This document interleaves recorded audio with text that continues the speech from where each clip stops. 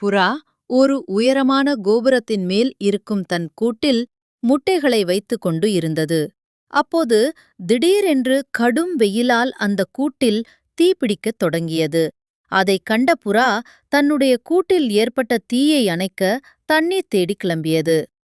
ஆனால் வெயில் மிகவும் மோசமாக இருந்ததால் ஆறுகளும் குளங்களும் எல்லாம் வற்றிவிட்டிருந்தன.